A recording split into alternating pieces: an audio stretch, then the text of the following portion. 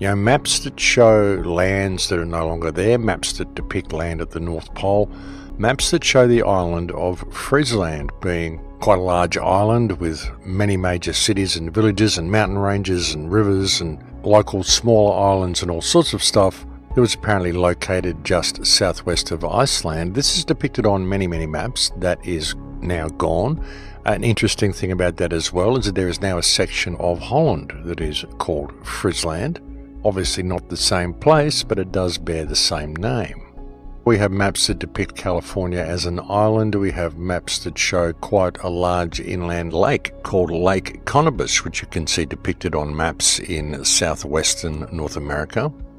A lake that was no longer there. An interesting thing is that early maps of North America do not show the Great Lakes as well. And very interestingly, they depict Chicago, which is actually on the shores of the Great Lakes, but they don't show the Great Lakes. It's like the lakes weren't there. Chicago was there, but the lake that it sits on the edge of was not depicted on the map. And the maps are quite detailed. Why would a cartographer not include something as large as the largest lake system in the world if he were making a map? I mean, you think he would notice this sort of body of water sitting there. So why isn't it depicted on the early maps?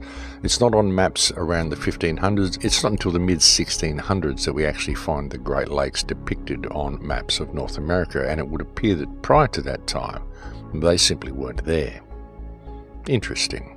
The existence of the orphan trains, the enormous amount of children who were being trafficked not only around Europe but also around the entire world around circa 1880 in the latter half of the 19th century. Around 635,000 children trafficked across Europe, 200,000 children per annum sent from east to west across the United States, 100,000 children sent out to Australia, sent out to New Zealand, sent out to Africa.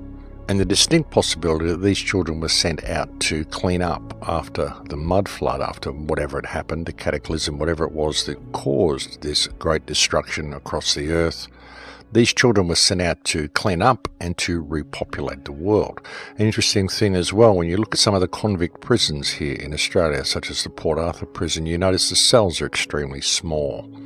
So you've got to wonder who the convicts were, the so-called convicts who were sent out here. Was it really convicts, or was it actually children?